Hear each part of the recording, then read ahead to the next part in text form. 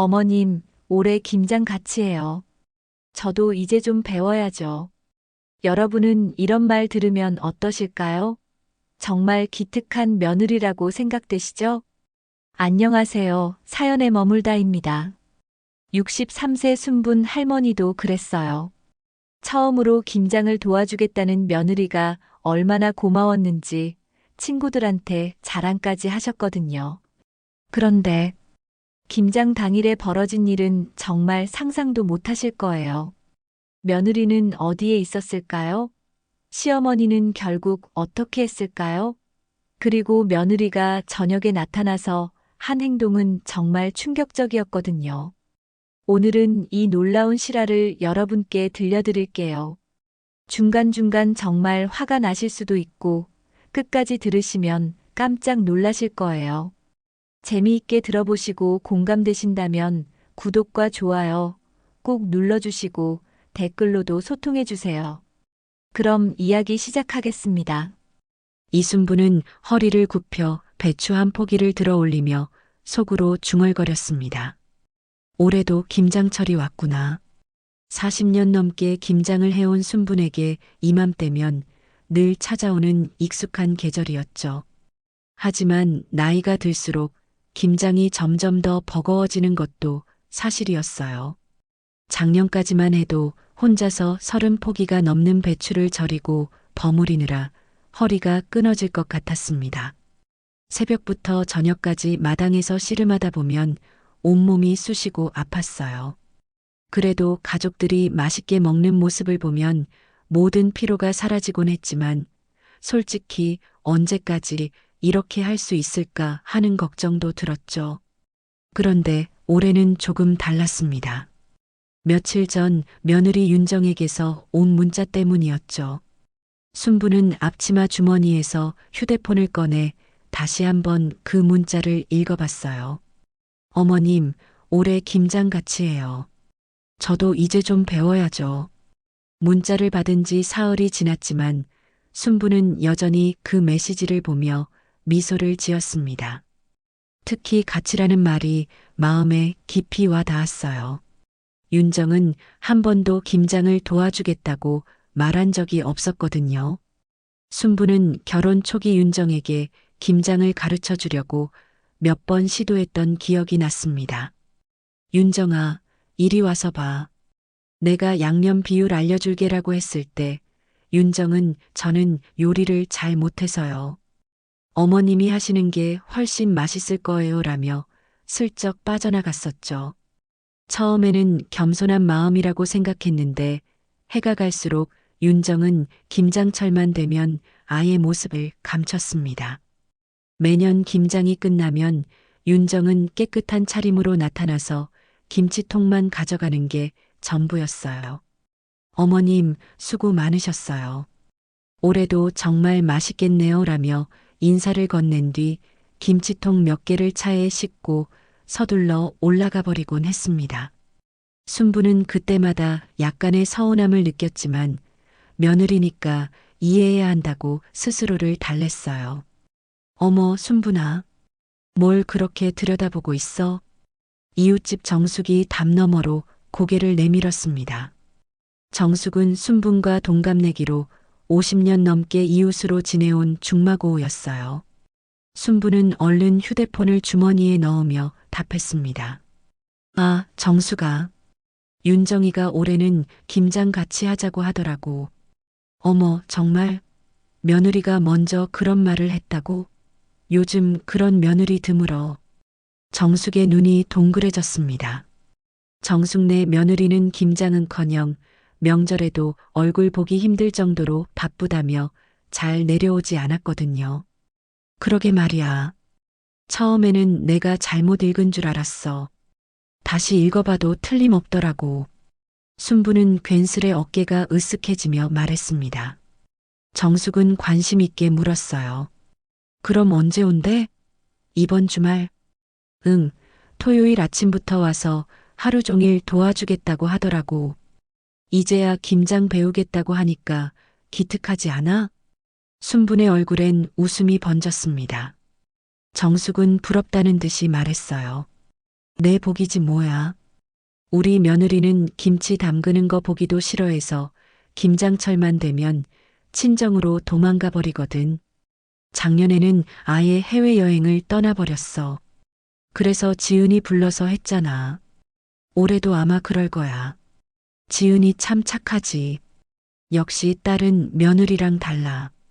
그 말에 순부는 다시 한번 흐뭇한 표정을 지으며 말했습니다. 너네 딸 지은이 윤정이하고 대학 때부터 친했잖아. 그 애 덕에 윤정이랑 진우가 만나서 결혼까지 하게 됐으니 인연이 참 묘한 거야. 정숙도 이 정도면 운명이 아닌가 싶었죠. 맞아. 대학 때 셋이서 늘 붙어 다녔다더라. 지은이, 윤정이 그리고 소라라는 애까지. 그 인연으로 결국 내가 며느리를 봤단 말이야. 그렇게 둘은 한동안 옛날 이야기로 꽃을 피웠어요. 그런데 윤정이가 갑자기 왜 김장을 배우고 싶다고 했을까?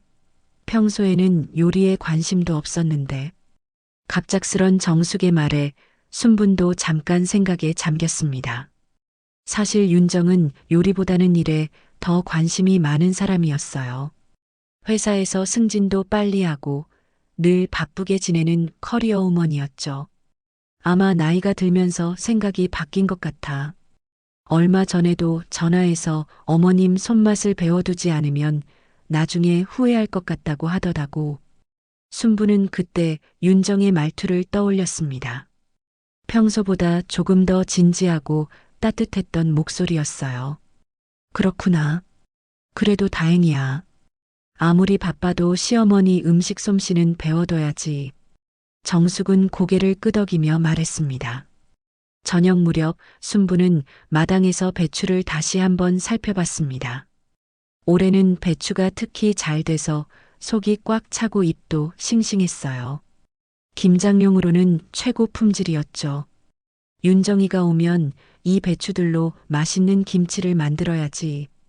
집 안으로 들어와 저녁상을 차리면서도 순분의 머릿속은 온통 김장 생각뿐이었어요. 윤정에게 어떤 걸 가르쳐 줄까? 양념은 어떻게 설명해 줄까? 손맛은 어떻게 알려줄까? 생각만 해도 즐거웠죠. 순부는 찬장에서 고춧가루를 꺼내 확인해 봤습니다. 올해 새로 산 고춧가루는 색깔도 곱고 매운맛도 적당했어요. 마늘과 생강도 충분히 준비되어 있었고 젓갈류도 작년에 담가둔 것들이 잘 익어 있었어요. 그날 밤 순부는 잠자리에 누워서 윤정과 함께 김장하는 모습을 상상했습니다. 며느리에게 비법을 전수해주는 시어머니의 모습, 진지하게 배우는 윤정의 모습, 함께 웃으며 김치를 버무리는 장면들이 눈에 선했어요. 내일 윤정이 올 때까지 모든 걸 완벽하게 준비해둬야겠다고 다짐하며 잠에 들었습니다. 토요일 아침 서울의 한 아파트 안방에서는 윤정이 화장대 앞에 앉아 거울을 들여다보고 있었어요. 평소라면 주말 아침 특유의 여유로운 기분을 만끽했을 텐데 오늘 윤정의 표정은 심각했습니다. 거울 속에 비친 윤정의 얼굴은 평소와 달리 퉁퉁 부어 있었거든요. 며칠 전 받은 리프팅 시술의 부작용이었어요. 윤정은 34이라는 나이가 부담스러워 최근 들어 미용 시술을 한 번씩 받는데 이번에는 예상보다 회복이 더디었습니다. 이럴 줄 알았으면 시술 날짜를 다르게 잡을 걸. 윤정은 후회하며 부은 얼굴을 만져봤습니다. 병원에서는 이틀 정도면 붓기가 빠진다고 했는데 생각보다 오래 가고 있었어요. 지금 이 모습으로는 절대 시골에 갈 수 없었습니다. 아, 진짜 이 꼴로 시골 가면 말 다 나오겠다. 윤정은 속으로 중얼거리며 다시 한번 거울을 들여다봤어요. 어제 밤까지만 해도 붓기가 좀 빠졌나 싶었는데 아침에 일어나 보니 더 심해진 것 같았습니다. 특히 시어머니 순분 앞에서 이런 모습을 보일 수는 없었죠. 윤정은 체면을 중시하는 성격이었거든요. 결혼 10년 동안 순분 앞에서는 항상 단정하고 세련된 모습만 보여왔는데 갑자기 이런 부은 얼굴로 나타나면 여러 가지 말들이 나올 게 뻔했습니다. 며느리가 요즘 뭘 했길래 얼굴이 저 모양이냐는 식의 잔소리를 들을 생각하니 벌써부터 기분이 우울해졌어요. 침실 한쪽에서는 남편 진우가 아직 잠자리에서 일어나지 못하고 있었습니다. 전날 늦게까지 야근을 했던 진우는 눈을 반쯤 뜬 채 꾸벅거리고 있었어요. 윤정의 한숨 소리를 들은 진우가 비몽사몽 상태에서 물었습니다. 뭐야, 벌써 일어났어? 몇 시야? 진우는 하품을 하며 시계를 흘끗 봤어요. 아직 아침 8시가 조금 넘은 시각이었습니다. 그래도 엄마한테 전화는 해야지. 몇 시에 내려간다고 했어? 진우는 눈을 비비며 물었어요. 어젯밤 윤정이 김장 도우러 간다고 했던 게 기억났죠. 윤정은 화장대에서 돌아보며 짜증 섞인 표정을 지었습니다. 됐어. 괜히 전화했다가 또 잔소리 듣기 싫어. 며느리가 할 말이 그거냐. 이럴 게 뻔하잖아. 진우는 윤정의 표정을 보고 무언가 심상치 않다는 걸 눈치챘어요. 왜 그래? 무슨 일 있어? 얼굴 좀 봐. 이 상태로 어떻게 시골에 가? 윤정은 자신의 부은 얼굴을 가리키며 말했습니다. 어머님 앞에서 이런 모습 보이면 또 무슨 말씀하실지 뻔해. 진우는 하품을 하며 대꾸했어요. 그래도 내가 먼저 같이 하자고 했잖아. 엄마가 얼마나 기뻐하셨는데. 윤정은 피식 웃었습니다. 그건 그냥 예의상 한 말이지. 어머님이 그걸 진심으로 믿으실 줄은 몰랐지. 윤정의 목소리에는 약간의 후회가 섞여 있었어요. 며칠 전 순간적인 감정으로 보낸 메시지를 지금에 와서 후회하고 있었죠. 진우는 눈을 비비며 몸을 일으켰습니다. 그래도 오늘은 꼭 가는 줄 알고 계실 텐데. 어제 전화할 때 그렇게 좋아하시더만. 몰라, 좀 더 생각해보고. 사실 윤정의 마음속에는 이미 가지 않기로 결정이 서 있었습니다. 하지만 진우 앞에서 바로 그렇게 말하기는 어려웠어요. 진우가 고개를 들며 물었습니다. 그럼 안 가겠다는 거야? 그런 건 아니고 그냥 지금 이 얼굴로 가면 더 피곤할 것 같아서. 윤정은 거울을 다시 한번 보며 말했어요. 부은 얼굴 때문에 평소보다 나이가 더 들어 보였고 화장으로도 커버가 안 될 정도였습니다. 진우는 아무 말도 못하고 고개만 끄덕였어요. 평소 윤정의 성격을 아는 진우로서는 이런 상황에서 억지로 가라고 말하기도 어려웠습니다. 아내와 어머니 사이에서 늘 중간에 끼어 눈치만 보는 진우에게는 익숙한 상황이었죠. 방에서 나온 윤정은 물을 한잔하러 부엌으로 향했습니다. 그때 윤정의 휴대폰이 울렸어요. 화면에는 소라라는 이름이 떴습니다. 윤정은 잠시 망설이다가 전화를 받았어요. 왜? 야, 나 오늘 시간 났어. 점심이나 먹자. 요즘 얼굴도 못 봤잖아. 소라의 목소리가 수화기 너머로 들려왔습니다. 오늘은 좀 시골 내려가야 해서. 아직 안 갔잖아. 너 그 얼굴로 내려가면 큰일 나. 그냥 하루만 쉬어, 진짜. 시어머니가 뭐라고 하든 건강이 먼저야. 소라는 윤정의 상황을 정확히 파악하고 있었어요. 며칠 전 윤정이 시술 받았고 붓기가 잘 안 빠진다는 이야기를 들었거든요. 윤정은 소라의 말을 들으니 더욱 확신이 섰습니다. 정말로 이런 상태로 시골에 가서 하루 종일 김장을 도울 자신이 없었어요. 특히 순분과 정숙, 지은이 이렇게 여러 사람 앞에서 부은 얼굴을 보이는 건 상상만 해도 끔찍했죠. 그래, 안 그래도 가기 싫었는데 잘 됐네 뭐. 윤정은 짧은 웃음을 터뜨렸어요. 소라의 제안이 마치 구원의 손길처럼 느껴졌습니다. 전화를 끊은 윤정은 한숨을 내쉬며 거울을 다시 봤어요. 이 얼굴로는 도저히 못 가. 윤정은 옷장에서 모자와 마스크를 꺼내며 외출 준비를 시작했어요. 진우는 피곤했는지 다시 잠들어 있었어요. 가방을 메고 현관으로 나서는 순간 윤정의 휴대폰이 또 울렸어요. 화면에는 시어머니 이순분이라는 이름이 떠 있었습니다. 윤정은 화면을 힐끗 보고 살짝 코웃음을 치며 전화를 받지 않았어요. 또 전화네. 그냥 두자. 현관문이 닫히자 거실은 조용해졌어요. 윤정은 엘리베이터 안에서 휴대폰을 다시 확인했습니다. 순분에게서 온 부재중 전화가 벌써 3통이나 쌓여 있었어요. 오전 9시까지 약속이었는데 지금 벌써 10시 40분이니 그럴만했죠. 하지만 윤정은 전화를 걸지 않았습니다. 지금 상황에서 순분의 목소리를 듣고 싶지 않았거든요. 오전 11시가 조금 넘은 시간, 홍대 거리에는 주말이라 그런지 평일과는 달리 여유로운 분위기가 거리 곳곳에 스며들어 있었습니다. 윤정은 잠시 주변을 둘러보며 마스크를 다시 한번 올렸었어요. 부은 얼굴이 혹시라도 누군가에게 보일까봐 신경이 쓰였죠. 그렇게 윤정은 약속한 카페에 도착했어요. 카페 안은 따뜻하고 아늑한 분위기였습니다. 원두 냄새가 코끝을 간지리며 마음을 편안하게 만들었어요.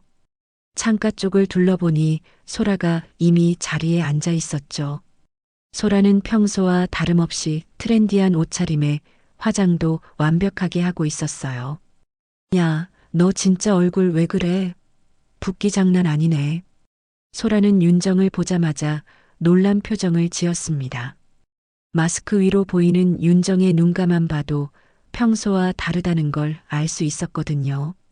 윤정은 마스크를 벗으며 자리에 앉았어요. 이 상태로 시골 내려갔으면 난리 났지. 윤정의 목소리에는 안도감이 섞여 있었고 소라와 만나기로 한 게 정말 잘한 일이라는 생각이 들었어요. 두 사람의 웃음소리가 커피 향 사이로 섞였습니다. 소라는 윤정의 얼굴을 자세히 살펴보며 혀를 찼어요. 병원에서 뭐라고 했어? 이 정도면 좀 심한 것 같은데. 처음에는 하루 이틀 말하더니 이제는 며칠 더 기다려보라고 하더라고. 사람마다 회복 속도가 다르다면서. 윤정은 어깨를 으쓱하며 대답했습니다. 그런데 하필 이번 주말에 이렇게 되다니 정말 운이 없어. 소라가 고개를 끄덕이며 물었어요. 시어머니는 아직 몰라? 전화 계속 와. 귀찮아서 무음으로 돌려놨어. 윤정은 가방에서 휴대폰을 꺼내며 말했습니다. 화면에는 순분에게서 온 부재중 전화가 벌써 5통이나 쌓여 있었어요. 김장 같이 한다고 약속했다며? 소라가 물었습니다. 그냥 분위기상 한 말이야. 김장 좀 안 도와준다고 세상이 무너지나? 원래 혼자 다 하셨잖아. 윤정은 약간 짜증 섞인 목소리로 대답했어요. 사실 며칠 전 메시지를 보낸 걸 후회하고 있었죠. 그래도 어머님이 기대하고 계실 텐데. 나도 사정이 있잖아. 이런 얼굴로 어떻게 가? 차라리 안 가는 게 나아. 윤정은 자신의 부은 볼을 만지며 말했어요. 소라는 피식 웃으며 휴대폰을 꺼냈습니다. 너 지금 표정 진짜 웃겨. 이거 올려야겠다. 야, 장난하지 마. 윤정이 손으로 막으려 했지만 이미 늦었어요. 찰칵 소라의 휴대폰에는 윤정이 커피잔을 들며 팔짱을 낀 채 웃는 사진이 찍혔습니다. 평소 소라는 자신의 일상을 인스타에 자주 올리는 편이었거든요. 소라는 장난스럽게 사진을 편집하며 말했어요. 괜찮아. 얼굴은 안 나오게 찍었어. 그리고는 사진에 글을 덧붙였습니다. 해시태그 김장 탈출, 해시태그 시어머니 전화 무시 중, 해시태그 부재중 전화 5통째. 소라의 손가락이 재빠르게 움직이며 게시물을 올렸어요. 윤정은 웃으며 커피를 들었지만 가방 속 휴대폰이 다시 진동하자 표정이 굳었습니다. 또 전화네. 진짜 질린다. 결국 윤정은 휴대폰의 전원 버튼을 꾹 눌러 꺼버렸어요. 화면이 어두워지자 그제야 마음이 좀 편해졌습니다. 됐어. 오늘 하루는 나 좀 쉬자. 윤정은 진심으로 안도하는 표정을 지었어요. 소라가 커피를 한 모금 마시며 물었습니다. 그럼 오늘 뭐 할 거야? 쇼핑이나 하자. 새로 나온 화장품도 보고. 윤정은 이미 하루 계획을 세우고 있었어요. 김장 도우러 가는 대신 자신만의 시간을 보내고 싶었거든요. 두 사람의 웃음소리가 카페 안을 가득 채웠습니다. 윤정은 김장에 대한 걱정을 잠시 잊고 여유로운 시간을 보내고 있었어요. 같은 시간 시골의 정숙내 마당에서는 전혀 다른 풍경이 펼쳐지고 있었습니다. 배추가 산처럼 쌓인 대야 앞에서 정숙과 딸 지은이가 김장 준비에 한창이었어요. 엄마, 윤정이도 오늘 김장한다며? 지은이가 배추를 다듬으며 물었어요. 그렇다더라. 순분이가 며느리가 같이 한다고 그렇게 좋아하던걸. 정숙은 양념을 준비하며 대답했습니다. 지은이는 고개를 끄덕이며 말했어요. 윤정이 성격에 김장 도와주겠다고 하다니 좀 의외네. 그러게 말이야. 결혼한 지 10년 만에 처음이라며. 정숙도 신기하다는 듯 말했습니다. 그때 지은이의 휴대폰이 울렸어요. 인스타 알림이 온 것 같았습니다. 지은이는 양념 묻은 손을 닦고 휴대폰을 확인했어요. 화면에는 친구 소라가 올린 게시물이 떠 있었죠. 사진을 보니 카페에서 찍은 것 같았는데 함께 있는 사람의 모습이 낯익었어요. 그리고 게시물에 적힌 글귀를 보고 지은이의 얼굴이 굳었습니다. 해시태그 김장 탈출, 해시태그 시어머니 전화 무시 중, 해시태그 부재 중 전화 5통째. 지은이는 사진을 자세히 들여다봤어요. 비록 얼굴은 안 보였지만 옷차림과 가방 그리고 실루엣만으로도 윤정이라는 걸 알 수 있었습니다. 대학 때부터 친했던 친구라 바로 알아볼 수 있었죠. 엄마, 윤정이 지금 서울인 것 같은데. 지은이가 조심스럽게 말했습니다. 순분이가 오늘 김장 같이 한다고 했는데 정숙이 놀라며 손을 멈췄어요. 지금 홍대 카페에 있어. 소라가 사진 올렸어. 지은이는 휴대폰을 정숙에게 보여줬습니다.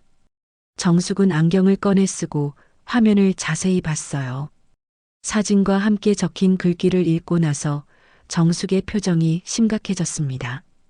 뭐라고? 시어머니 전화 무시 중이래? 정숙의 목소리에 놀라움이 섞여 있었어요. 지은이가 고개를 끄덕였습니다. 맞아. 지금 윤정이가 거기 있는 게 확실해. 정숙은 한참을 망설이다가 휴대폰을 들었어요. 순분에게 이 사실을 알려야 할지 고민이 됐지만 친구로서 모른 척 할 수는 없었습니다. 마침내 정숙은 순분에게 전화를 걸었어요.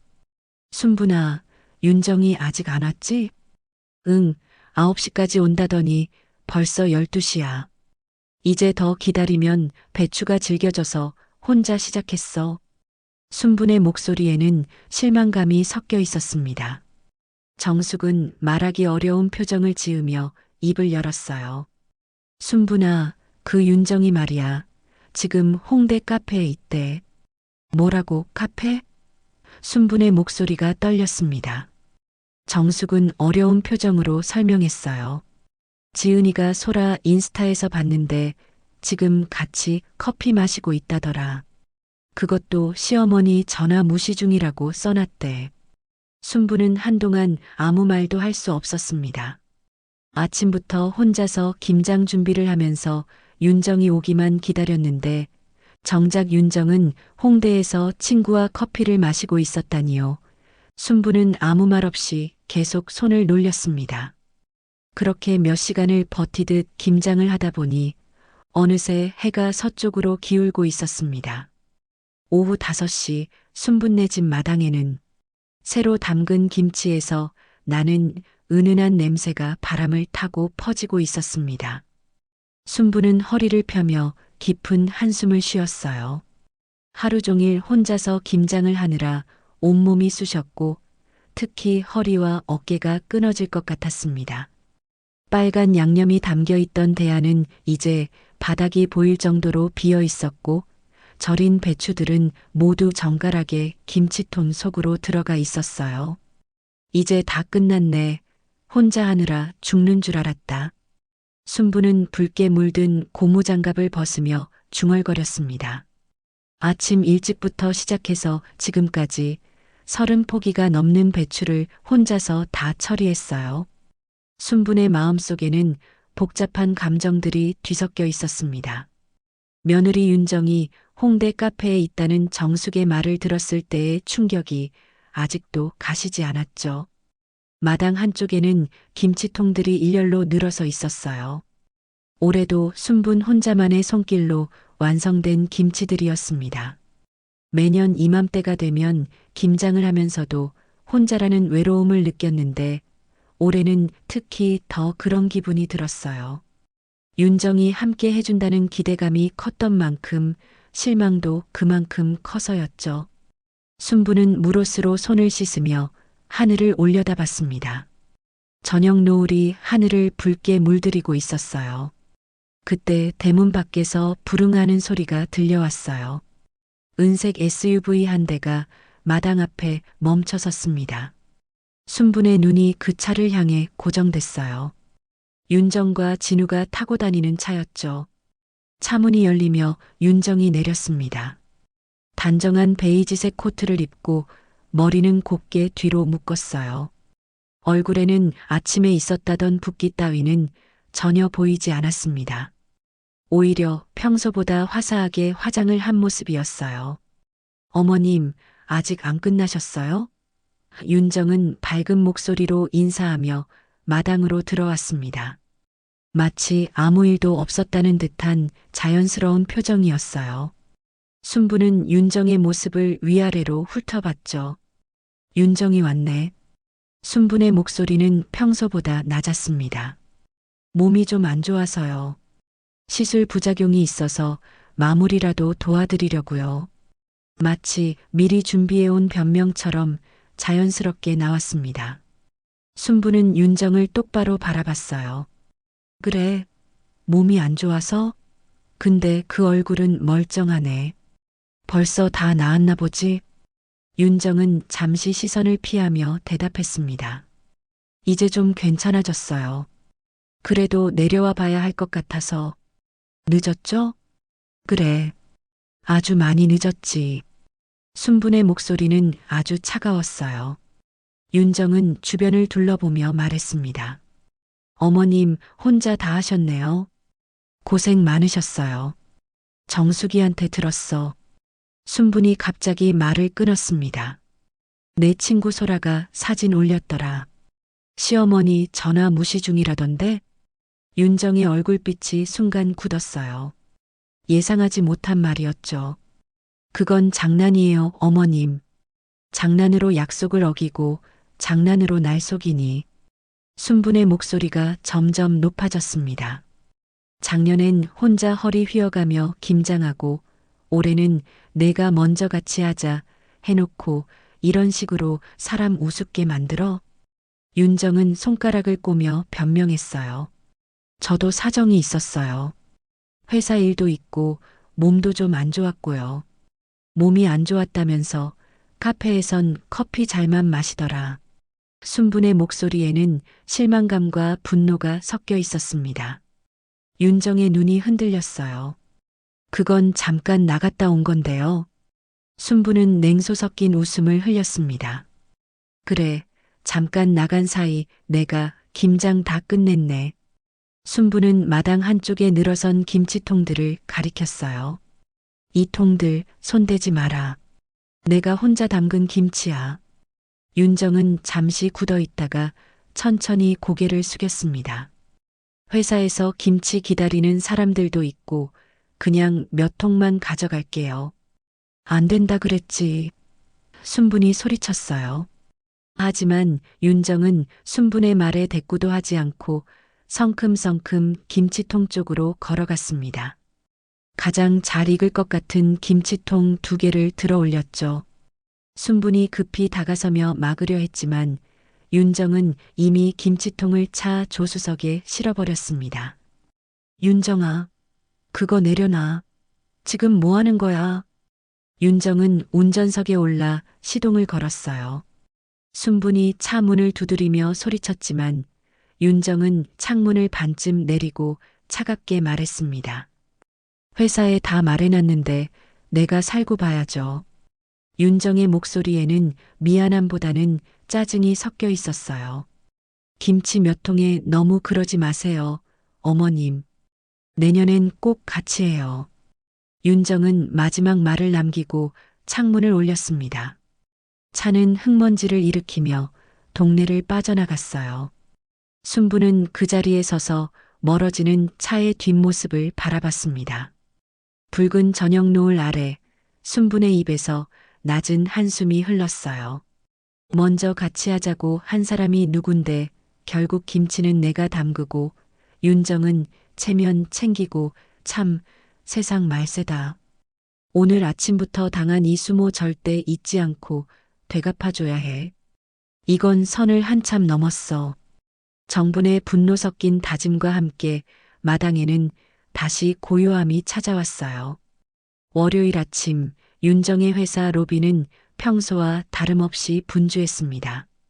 직장인들이 커피를 들고 엘리베이터 앞에 줄을 서 있었어요. 윤정도 그 줄에 끼어서서 가방 속 김치통을 만져봤습니다.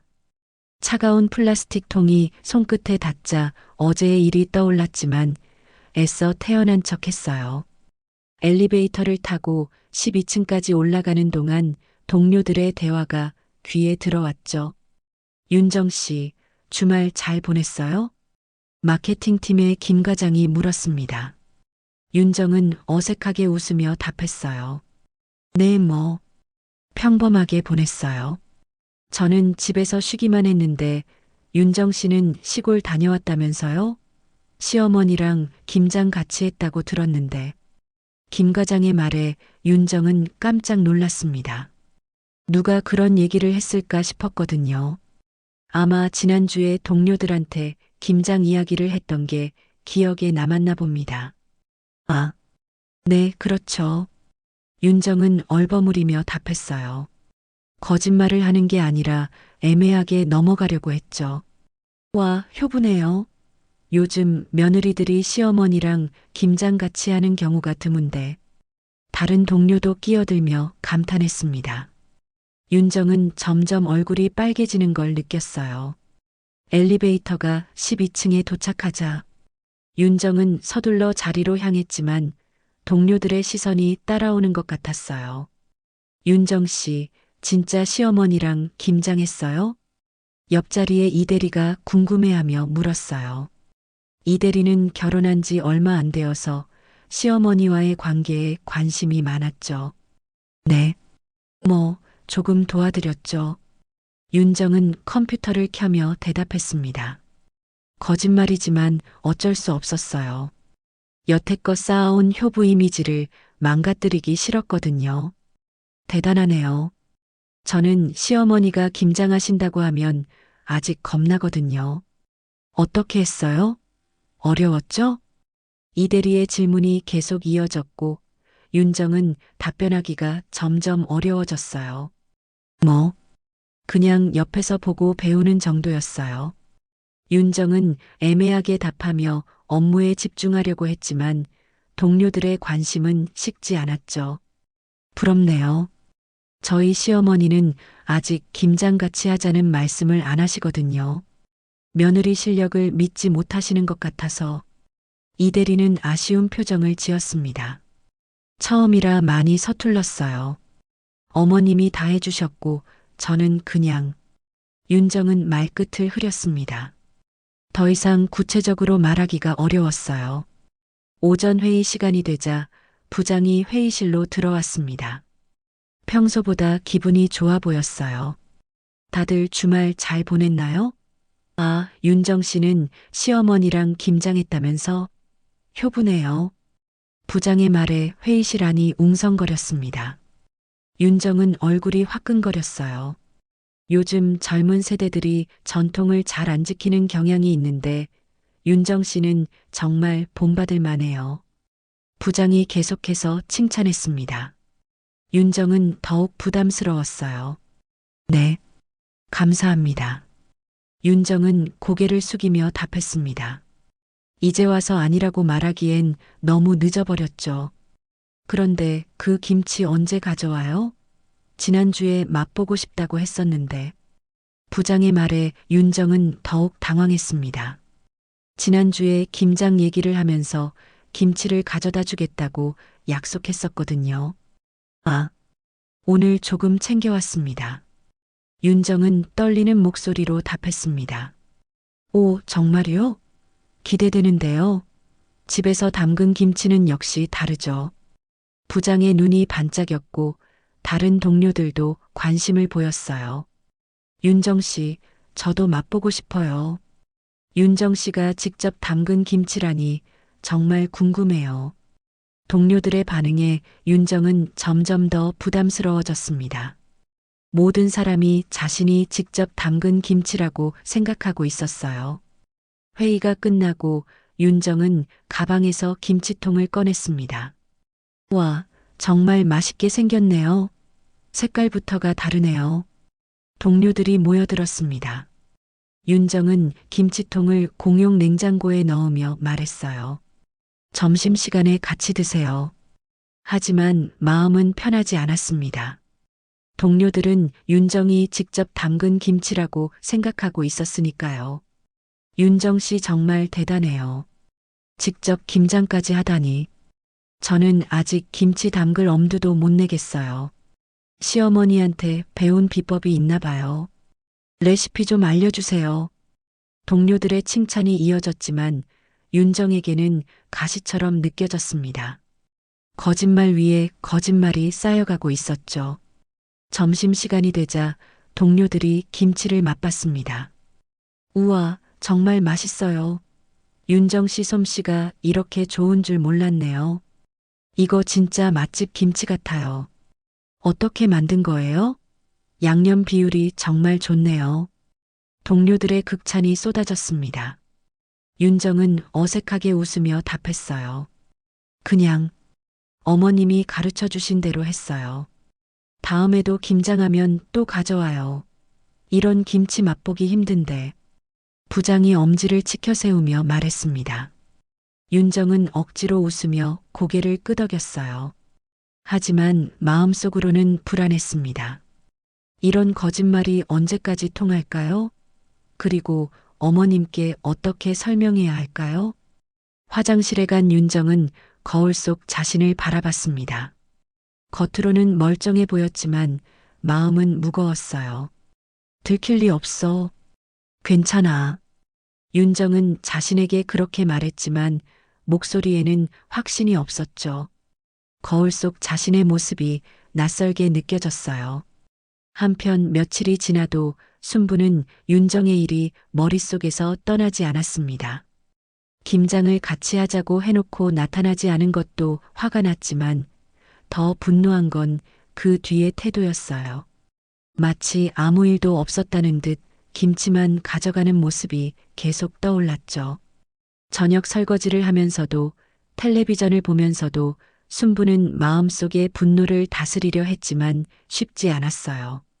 다른 한편으로는 윤정이 회사에서 어떤 이야기를 하고 있을지 궁금하기도 했습니다. 같이 김장했다고 자랑하고 있을까? 순부는 혼자 중얼거렸습니다. 왠지 그럴 것 같은 기분이 들었어요. 윤정의 성격상 동료들 앞에서 시어머니와 함께 김장했다며 효부 행세를 할 가능성이 높았죠. 일요일 밤 순부는 잠이 오지 않아 마당으로 나왔습니다. 차가운 공기가 뺨을 스쳤지만 마음은 더 차가웠어요. 괜찮은 척했지만 분노는 쉽게 가라앉지 않았어요. 그만큼 선을 한참 넘어버린 거죠. 이번에는 그냥 넘어갈 순 없어. 버르장머리를 고쳐놔야 해. 다신 이런 일 없도록. 순부는 다시 한번 마음을 굳게 먹었습니다. 마당을 걸으며 생각에 잠겨있던 순부는 문득 한쪽 구석에 놓인 작은 바구니를 발견했습니다. 김장할 때 혹시 모를 상황에 대비해 따로 준비해둔 배추 몇 포기가 들어 있었어요. 김장을 할 때는 항상 예상보다 조금 더 많이 준비하는 게 순분의 습관이었죠. 아직 이게 남아 있었구나. 순분은 바구니를 확인해 봤습니다. 서늘한 곳에 보관해둔 덕분에 배추들이 아직 싱싱했어요. 이 배추들로 뭔가 할 수 있을 텐데. 순부는 배추를 만져보며 생각에 잠겼습니다. 그러다가 문득 윤정에게 진짜 김장이 무엇인지 가르쳐주고 싶다는 생각이 들었어요. 순부는 마음을 정하고 부엌으로 들어가 큰 대야를 가져왔습니다. 그리고 찬물을 받기 시작했어요. 차가운 물이 대야에 찰랑찰랑 찼습니다. 부엌에서 굵은 소금을 가져와 물에 풀기 시작했습니다. 소금 알갱이들이 물속에서 반짝반짝 빛나며 천천히 녹아들었죠. 순부는 나무 주걱으로 소금물을 저으며 농도를 맞췄어요. 이 시간에 뭐 하고 있어? 담 너머로 정숙의 목소리가 들려왔습니다. 아, 정숙아. 잠이 안 와서 나왔어. 순부는 계속해서 소금물을 저으며 답했습니다. 그런데 또 배추를 절이고 있네? 며칠 전에 김장 다 했는데. 정숙이 궁금해하며 물었습니다. 순부는 잠시 손을 멈추고 정숙을 바라봤어요. 이번엔 내 김장은 아니야. 순분의 목소리는 담담했습니다. 정숙은 더욱 궁금해했어요. 그럼 누구 거야? 같이 하자고 먼저 말한 사람 거지. 순부는 의미심장하게 말했습니다. 정숙은 곧 그 의미를 알아챘어요. 윤정이 말하는 거야? 응. 같이 하자고 해놓고 안 왔으니까 이번엔 정말 같이 해야지. 순부는 배추를 소금물에 담그기 시작하며 말했어요. 무슨 뜻이야? 절이는 건 내가 할 테니까. 대신 버무리는 건 이제 그의 몫이야. 순분의 말에 정숙은 깨달았습니다.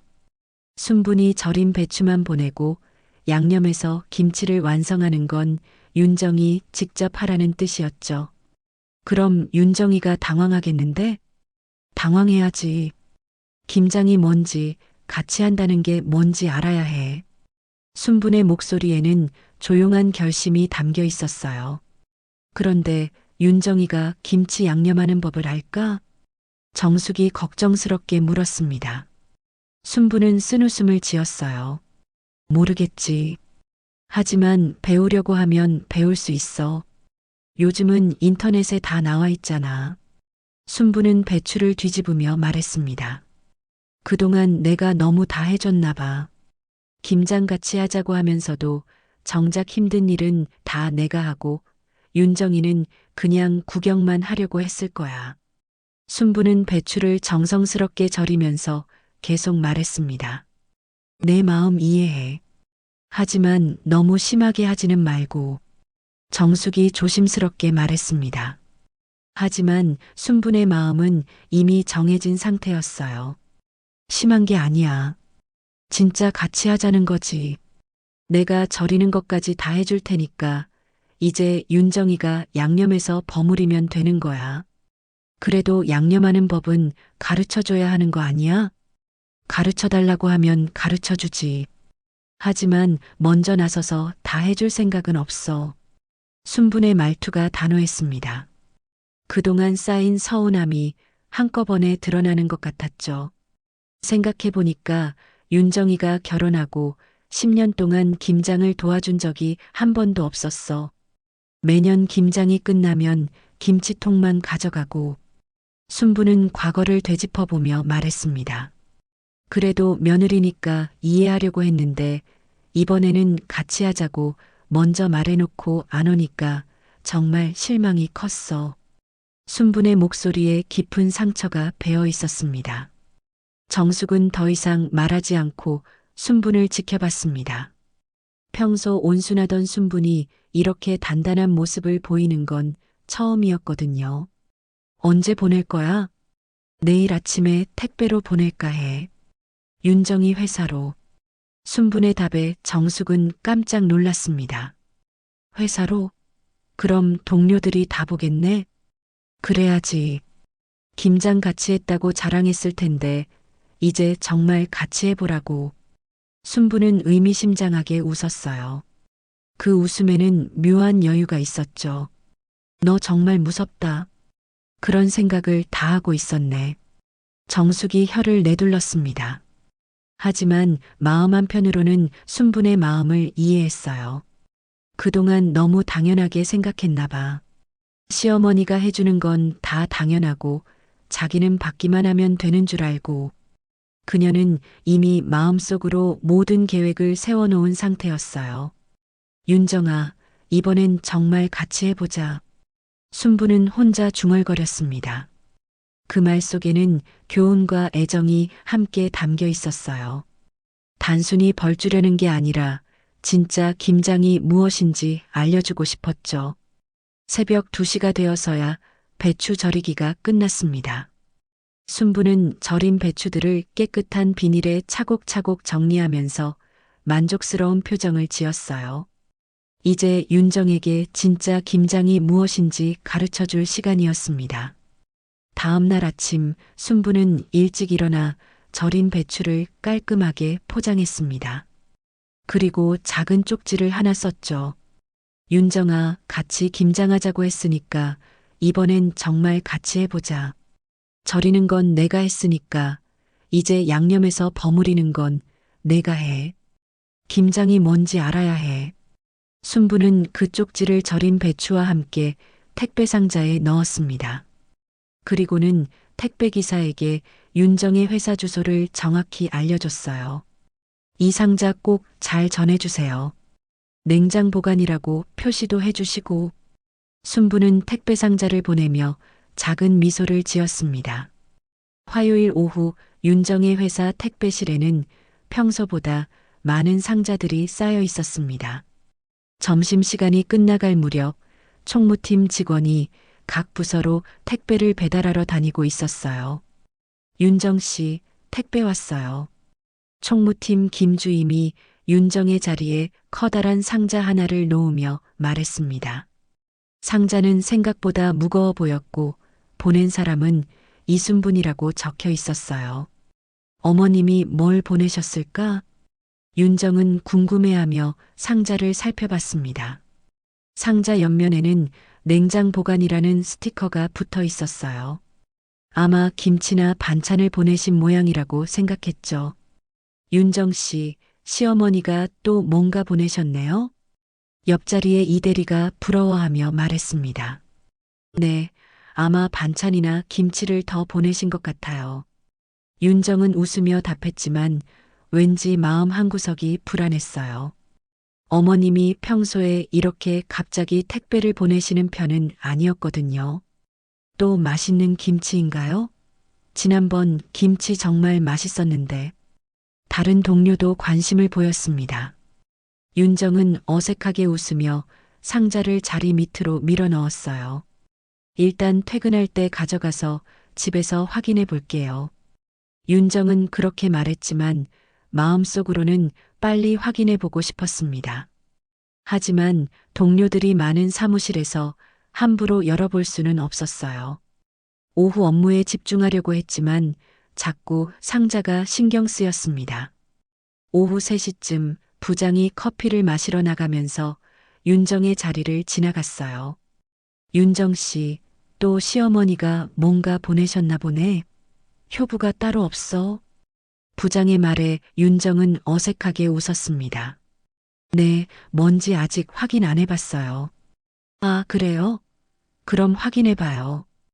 혹시 또 맛있는 김치면 우리도 좀. 부장이 농담처럼 말했지만 윤정에게는 부담스러웠어요. 만약 김치가 아니라 다른 거라면 어떻게 설명해야 할까 걱정이 되었죠. 그럼 잠깐 확인해 볼게요. 윤정은 마지못해 상자를 꺼냈고 동료들이 하나둘씩 관심을 보이며 다가왔어요. 와, 상자가 꽤 크네요. 뭐가 들어있을까? 냉장 보관이라고 되어 있으니까 김치나 반찬이겠죠? 동료들의 관심이 집중되는 가운데 윤정은 조심스럽게 상자를 열기 시작했습니다. 포장 테이프를 떼어내고 상자를 열자 투명 비닐 포장이 보였어요. 이게 뭐지? 윤정은 당황했습니다. 비닐 안에는 김치가 아니라 축 늘어진 절인 배추들이 뒤엉켜 있었거든요. 잎사귀들은 소금물에 젖어 눅눅하고 주름져 있었죠. 배추 사이로 염수가 고여서 비닐 바닥에 반짝이고 있었어요. 이게 절인 배추? 윤정의 목소리가 떨렸습니다. 뒤에서 지켜보던 동료들이 속삭이기 시작했습니다. 김치가 아니네. 절인 배추만 보내셨네. 이상하다. 같이 김장했다고 했는데 절인 배추만? 동료들의 수군거림이 점점 커졌습니다. 윤정은 얼굴이 빨개지는 걸 느꼈어요. 왜 어머님이 절인 배추만 보내셨을까요? 그때 상자 안에서 작은 쪽지를 발견했습니다. 어머님의 정성스러운 손글씨로 쓰여진 짧은 메시지였어요. 윤정아, 같이 김장하자고 했으니까 이번엔 정말 같이 해보자. 절이는 건 내가 했으니까 이제 양념해서 버무리는 건 내가 해. 김장이 뭔지 알아야 해. 윤정은 그 쪽지를 읽고 머리가 하얘졌습니다. 어머님의 진짜 의도를 깨달은 거예요. 이건 단순히 절인 배추를 보낸 게 아니라 분명한 메시지였죠. 윤정 씨, 무슨 내용이에요? 이대리가 궁금해하며 물었습니다. 윤정은 당황해서 쪽지를 빨리 주머니에 넣으려고 했어요. 그런데 그 순간 손에서 미끄러지는 바람에 쪽지가 바닥에 떨어졌죠.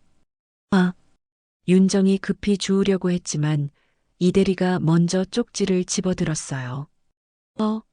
이게 뭐예요? 윤정은 얼굴이 하얘지며 말했어요. 그냥 개인적인 메모예요. 주세요. 하지만 이대리는 이미 쪽지 내용을 읽고 있었습니다.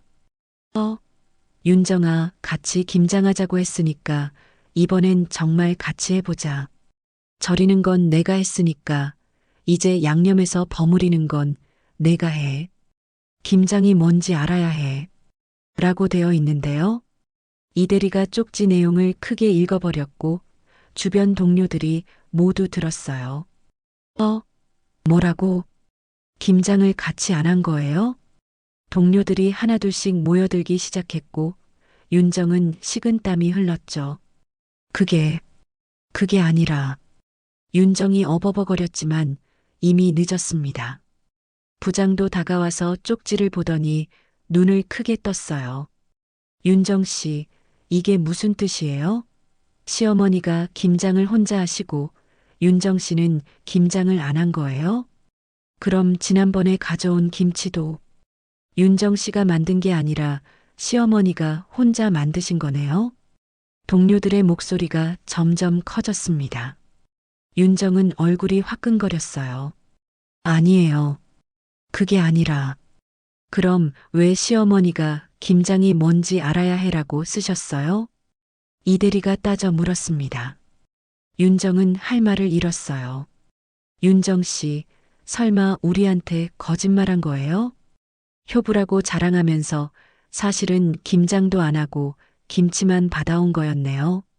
그럼 우리가 칭찬한 것도 다 헛것이었네요. 동료들의 말이 화살처럼 윤정을 찔렀습니다. 윤정은 눈물이 날 것 같았어요. 저는, 부장님, 이런 일로 회사에서 거짓말하는 거 좀 그렇지 않나요? 한 동료가 부장에게 말했습니다. 부장도 실망한 표정을 지었어요. 윤정 씨, 정말 실망이에요. 왜 이런 거짓말을? 부장의 말에 윤정은 더 이상 견딜 수 없었습니다. 죄송합니다. 정말 죄송해요. 윤정은 고개를 푹 숙이며 사과했지만 동료들의 시선은 차가웠어요. 이거 냉장고에 넣어야겠어요. 윤정은 서둘러 상자를 들고 자리를 떠났습니다. 뒤에서 동료들의 수군거림이 들렸어요. 완전 거짓말쟁이네. 효부 행세하더니. 앞으로 윤정 씨 말 믿어도 될까? 냉장고에 절인 배추를 넣으면서도 윤정의 손이 떨렸습니다. 화장실에 간 윤정은 거울 속 자신을 바라봤습니다. 얼굴이 창백해져 있었어요. 표정이 굳고 눈동자가 흔들리고 있었죠. 이제 어떻게 하지? 윤정은 혼자 중얼거렸습니다. 동료들 앞에서 완전히 망신당했고 거짓말쟁이로 낙인 찍혔어요. 회사 생활이 정말 어려워질 것 같았습니다. 거울 속 자신의 모습을 보며 윤정은 처음으로 깨달았습니다. 자신이 어머님의 김장이 아니라 마음을 저버렸다는 걸요. 함께 하겠다고 약속해놓고 나타나지 않은 것, 김치만 가져가서 자기 공로인 것처럼 행동한 것, 모든 게 어머님의 마음을 무시한 행동이었어요. 어머님이 얼마나 서운하셨을까. 윤정의 눈에 눈물이 맺혔습니다. 이제야 어머님의 마음을 이해할 수 있었어요. 절인 배추 한 상자에 담긴 건 재료가 아니라 교훈이었죠. 사무실로 돌아온 윤정은 자리에 앉아 멍하니 컴퓨터 화면을 바라봤습니다. 업무에 집중할 수 없었어요. 머릿속에는 온통 어머님과 절인 배추 생각뿐이었습니다. 동료들의 시선이 여전히 따가웠습니다. 이제는 의심이 아니라 확신에 찬 차가운 시선이었어요. 퇴근 시간이 되자 윤정은 절인 배추 상자를 조심스럽게 들고 회사를 나섰습니다. 동료들의 차가운 시선이 등 뒤로 따라왔지만 이제는 피하지 않기로 했어요. 집에 도착한 윤정은 현관문을 닫자마자 주저앉았습니다. 오늘 회사에서 일어난 일이 파도처럼 밀려왔어요. 동료들 앞에서 완전히 망신당한 기억이 생생했죠. 어떡하지? 윤정은 양손으로 얼굴을 감쌌습니다.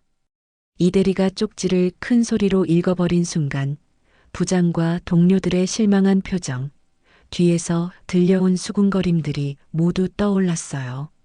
거실 소파에 털썩 앉아 천장을 바라봤습니다. 눈물이 흘러내렸어요. 자신이 얼마나 어리석었는지, 얼마나 이기적이었는지 뼈저리게 느껴졌습니다.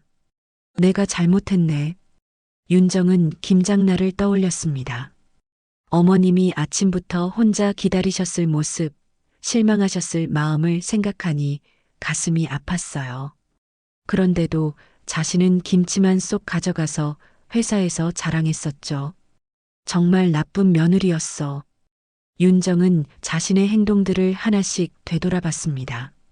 김장을 같이 하자고 먼저 말해놓고 나타나지 않은 것, 변명만 늘어놓은 것, 그리고 어머님의 정성을 자신의 공로인 것처럼 거짓말한 것까지. 윤정은 주머니 속 쪽지를 집어들고 다시 글씨를 읽어봤어요.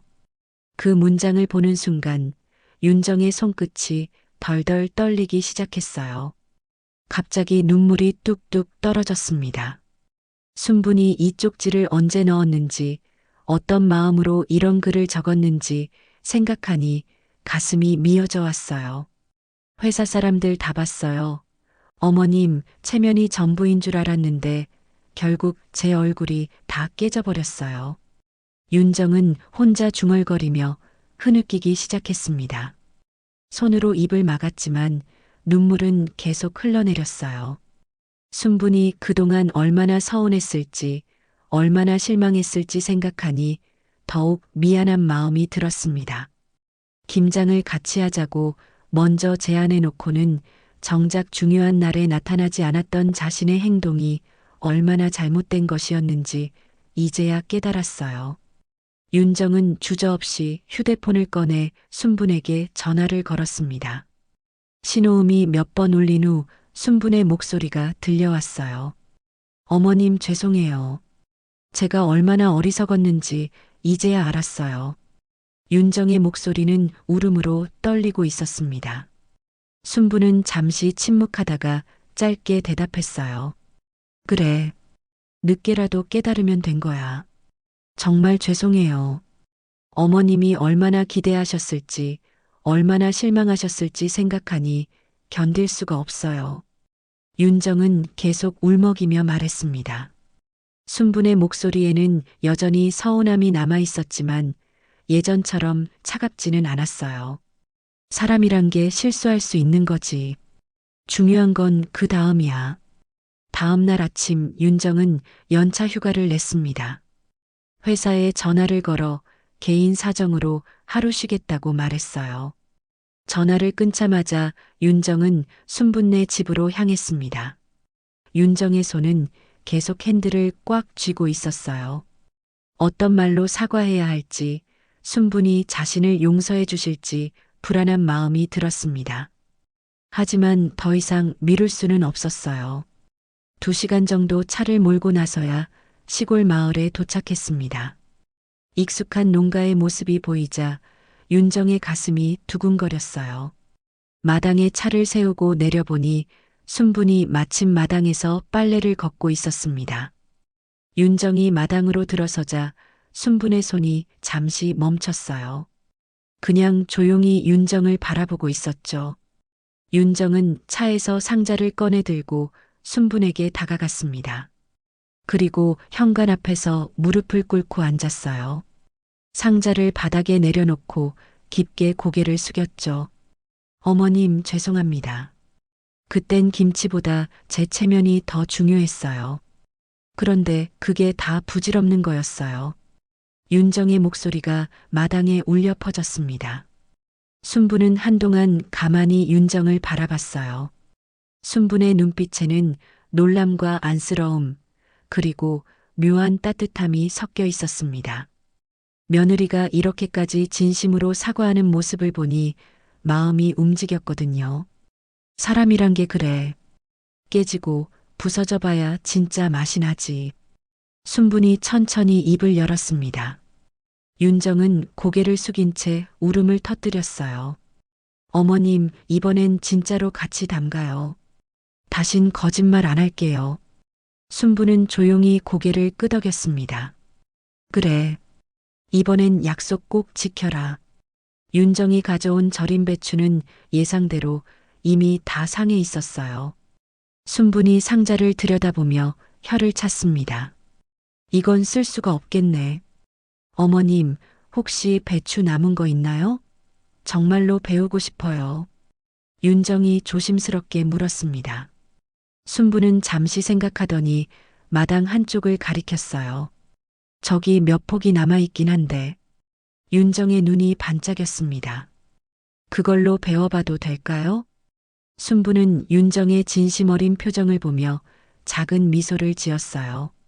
그래. 지금은 그냥 맛보기로 연습한다 생각하고 다음에 김장철 되면 제대로 가르쳐 줄게. 윤정은 눈물을 닦으며 고개를 끄덕였어요. 감사해요, 어머님. 내년엔 정말 약속 지킬게요. 창밖에는 살짝 눈이 내리기 시작했어요. 하얀 눈송이들이 마당에 쌓이는 가운데 오랜 시간 쌓인 벽이 서서히 녹아내렸습니다. 진정한 며느리와 시어머니의 마음이 처음으로 가까워지는 순간이었어요. 끝까지 들어주셔서 감사합니다. 여러분의 구독과 좋아요가 더 좋은 이야기로 보답할 수 있는 큰 힘이 됩니다. 지금까지 사연의 머물다였습니다.